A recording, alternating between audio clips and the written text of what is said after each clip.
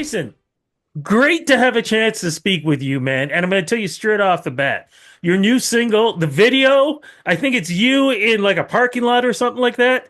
Yeah. Um, I got to tell you something, man. I love that song. And the reason why is I feel like it's me. Like it so much speaks to, um, I shouldn't say the male version or just for what guys are going through, but I really feel like that song and that video speaks from the heart from what I've been dealing with for the last little while, man. Great, great track. Congratulations on that. I definitely think that, well, thank you, first of all, but I definitely have to kind of agree with you. And this is why I first got drawn to this song was just because of the everyman sort of aspect of it. And, just men or women or whoever, like, I think we're all going through this sort of thing where we're like, you know, not everything's working out exactly perfectly, but it's what got us here and we're all in this together. Absolutely. Look, I want to talk about your career in music, but because we are in the beginning of January of 2025, I got to ask, how was 2024 for you? And how were the holidays? I had a great time. 2024 was pretty fantastic. I got to put out music and I got to go play across Canada at a bunch of different spots, and we had a bunch of shows in Alberta over the summer, and just doing the whole year recap in one thing is like, it was a big year for the kid of Dynamite. I'm saying. That man, you know what's funny? Because you know how people at the end of the year they start posting pictures or a recap video.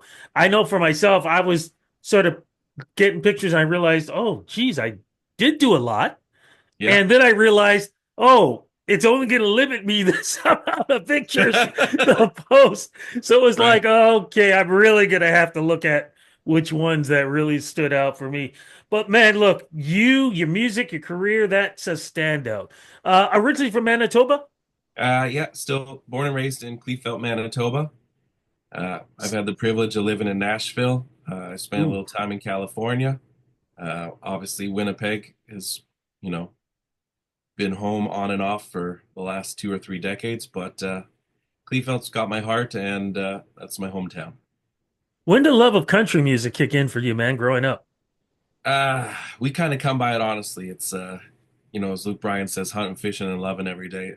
You grew up outside, uh, feral kids of the 80s, with our BMX bikes and our fishing poles, and, just be home by dark, that kind of growing up existence.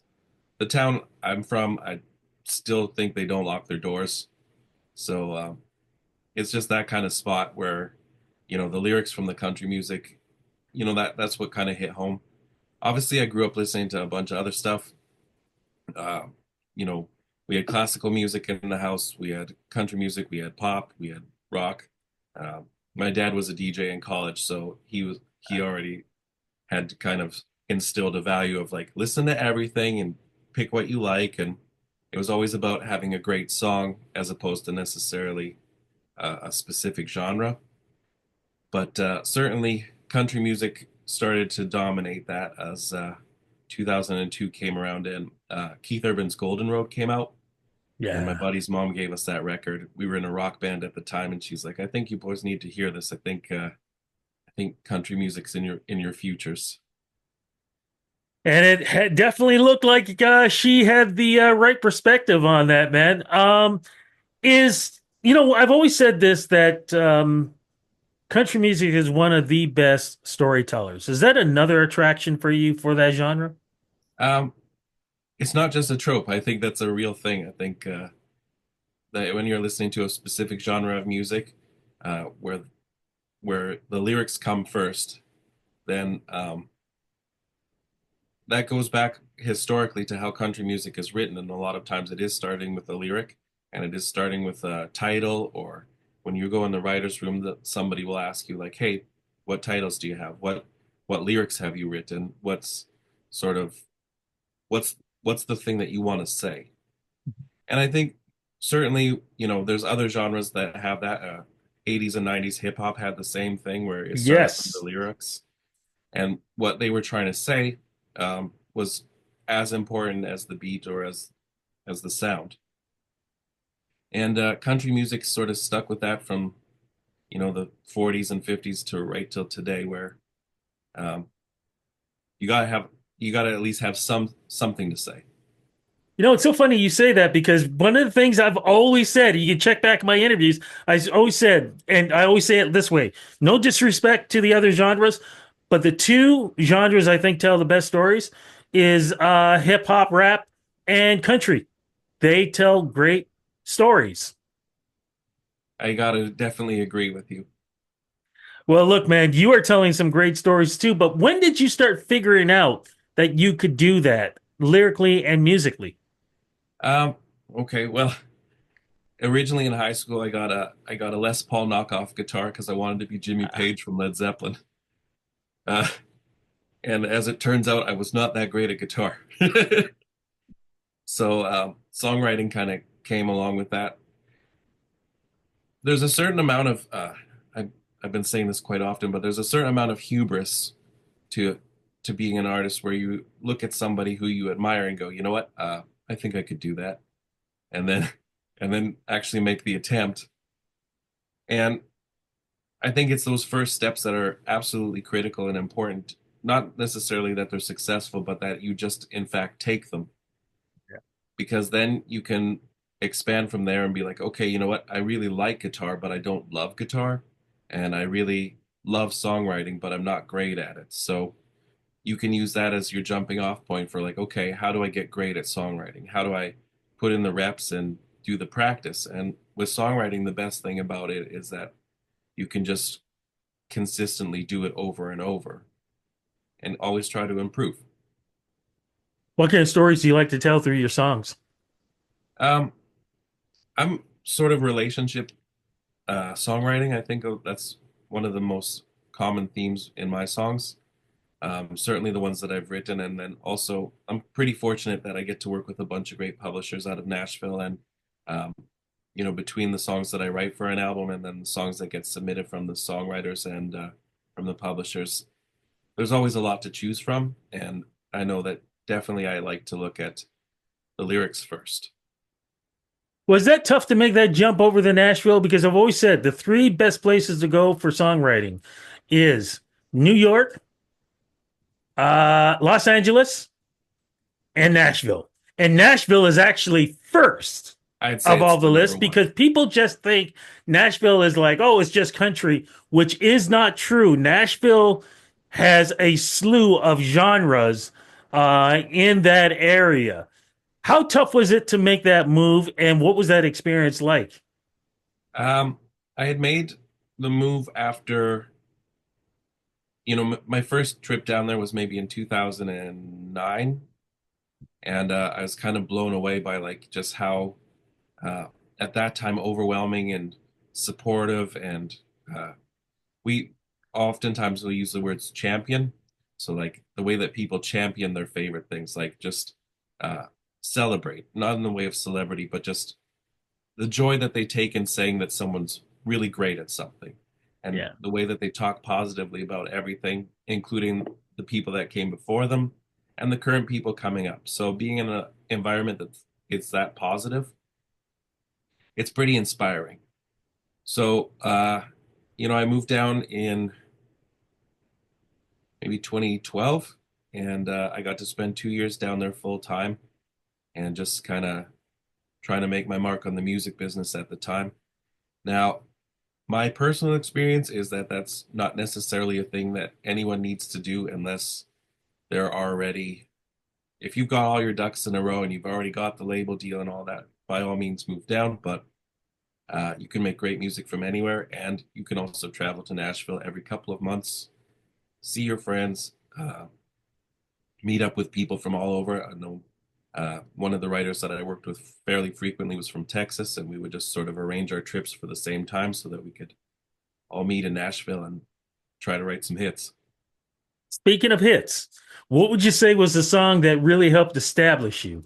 Um, my first one is 2012. I released a song called "Leavin'," and that to this day is still going to be the most heartfelt thing. I wrote that one with Juno Award-winning William Prince and proud as shit of that one.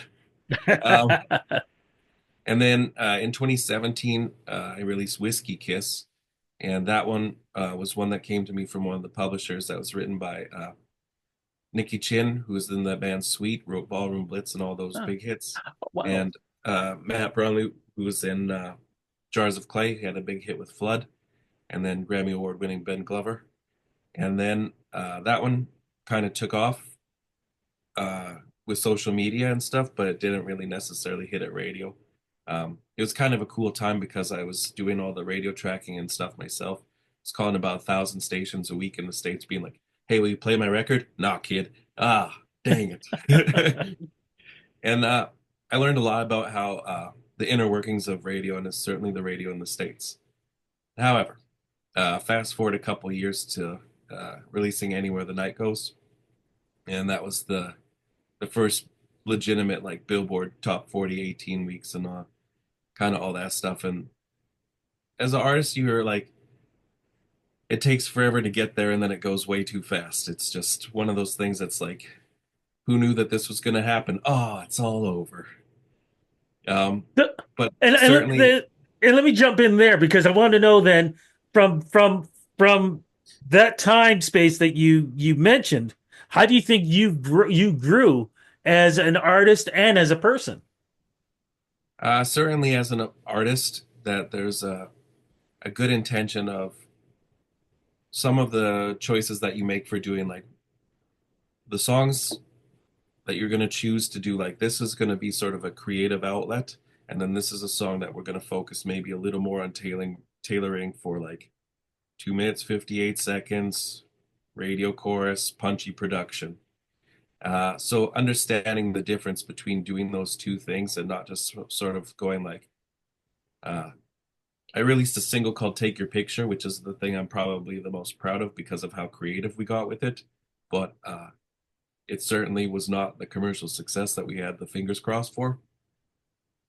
So understanding and reconciling those two halves of who I am as an artist and who I am as, you know, a radio country music guy, that's been the big thing. And then also over the time, learning a great deal about patience and just being patient and enjoying the moments when they come, but also not having the expectation that everything has to be a high, and that the lows are just as valuable to teach me to continue to be creative and to continue to put in the hard work, even necessarily don't always feel like it. Then let's get into that creativity that has helped you release some new music. Let's get to the album. I love to make this part official. What is the name of the latest album? How does it represent you in this point in your career? The brand new track and the brand new album is both called What Got Me Here. And I feel like it's pretty representative of what I'm up to just because the songs and the themes aren't necessarily about the people that I necessarily wrote them about or chose them because of, but each one of them has a certain sentimental value. So, for example, She Loves My ATV, which starts off the record. I wrote that 10 or 12 years ago with Mike Little and Chris Byrne from the Roadhammers. Yeah. And we came up with this goofy AF song that we were just like, nah, there's no way this is going on a record. I'm a serious artist. I'm trying, all that stuff. And just when you fast forward and you sort of see the changes you've made in your life and like just accept the fact that you're kind of like, oh, I am a funny guy, and let's have that part of my personality be a part of my artist career as well. And it's those subtle differences and the quirks. Uh, all the guys in the band call me Quirky Kirky. So it's something that we used to kind of keep out of the public, was that, you know, I'm a bit silly from time to time, but having that come out and having that be a part of who I am is it's essential. So the song is on the record because, like, well, we like the song, but also because of how it represented that relationship. I love that, man. With this new album and single, are we looking at maybe tours? Are we looking at being part of any festivals as we, of course, too damn cold to do that right now. But as we head into spring and summer, Boots and Hearts, is there any chance that we might see you there? Fingers crossed on that. Yeah. Are you in Southern Ontario? Toronto, yes. Okay. Rocket in the six. Yep. We start my manager and I start every business meeting with a start from the bottom, now we're here. I love it. That's our pump up song. I love it. So Yeah, you gonna come head down? I'm gonna get on the road. I got some Alberta, BC, Saskatchewan, and Manitoba dates coming up in March and April. And then I got my fingers crossed for a couple of dates. I know I did CNE last year. Uh, Oh, wow. yeah, that was we had a little afternoon spot and did a bunch of my own songs and a couple of cover songs, and we had the whole place up and dancing. And who knew that there'd be country in the city? I didn't even know that the event existed, and sure enough, there's like 500,000 people go to this thing. It's huge. It is. It is. And I will say something really quickly. Toronto, especially in the last 10 years, has really changed, has become a bit of a hub when it comes to Mm. country music. That's why I'm hoping that one of these days we may get the CCMAs here in Toronto, which would Has it be never been there? never been here. Hmm. I mean, we've gotten the CMO, was it CMAOs? We've Yeah, gotten that, of course. But that's out Markham. But we've never gotten, since I've been doing this, and right. I've been doing this for 30 plus years. CCMAs in Toronto? Nah. Now we've done London and Hamilton. Yes, that's the closest. Hamilton. Okay. Yeah, I seem to remember like 2 years ago was Hamilton. Yeah. Maybe three. Oh, and there was 2010, I think, was Hamilton as well. Yes. Okay. Hamilton's a great place for having the CCMAs, but would Yep. love to see it here in Toronto. But like I said, man, you crossed your fingers. I mean, I know it's process still going through. Boots and Hearts. Can we see that? Yeah, you let them know.